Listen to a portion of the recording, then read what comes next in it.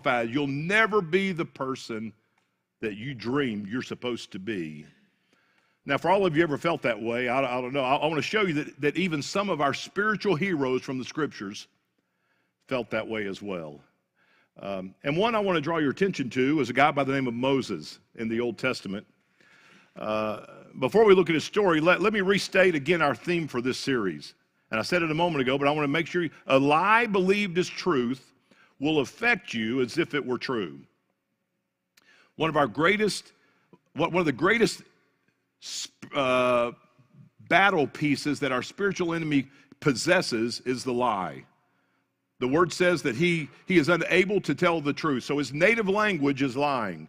He's the father of lies, and he desires to convince us that even though something is not true, if we will believe it, accept it, hear it long enough, we will live and act as if it were true in our lives. And so Moses dealt with this as well. Exodus chapter 4 is where we're going to land for just a few minutes.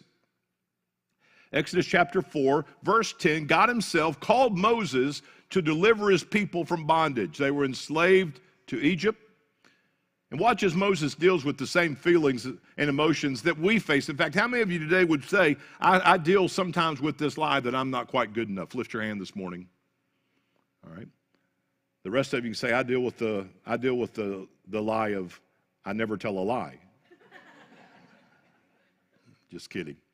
Here's what he says, okay? Here's what he says, starting with verse 10. Moses said to the Lord, "Oh Lord, I have never been eloquent,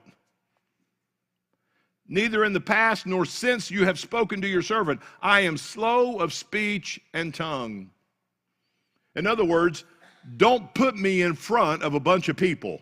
How many of you, that scares you to death when you're in front of a crowd? Hey, I'll come sit in the crowd, but don't put me in front of the crowd. Don't give me a microphone. How many of you, again, let me get a vote. See, pretty much, how many of you love having a microphone being in front of people? All right, just not a problem. You just feel it's natural for you. I got you. That's great. Some of you say, I freak out.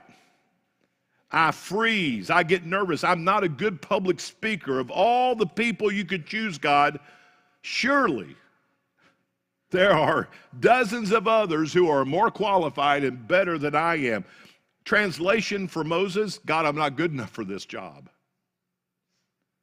So many of us believe this lie, and it affects us as if it were true because we believe this lie. We base our self-worth, our self-esteem on a couple of false realities that stem from this lie.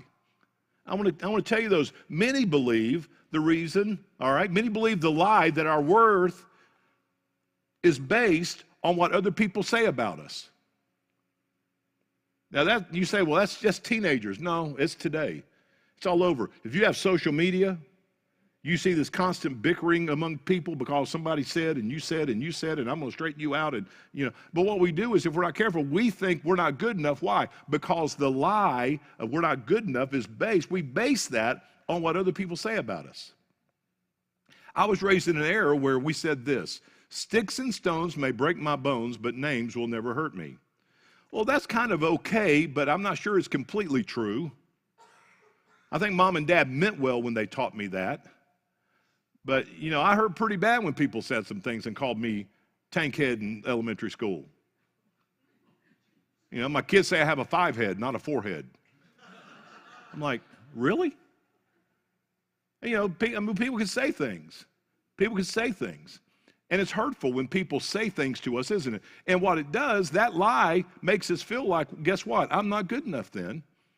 I'm not good enough. We pull out of that this whole idea that our self-esteem then is connected to what other people say about us. And if they say that, then I guess I'm not good enough. You see how it works? It's the way it works. Some of you grew up in a home and you received a lot of encouragement and you felt good about yourself and you had confidence in yourself. Others of you here grew up hearing you're stupid. And you believed it. You're no good. And you believed it. You'll never amount to anything. You're pathetic. I wish you were more like your brother. I wish you were more like your sister.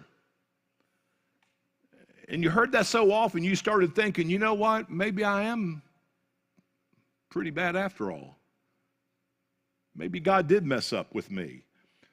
Things have been said. Times we can say things to people thinking we're helping them and we're hurting them, right?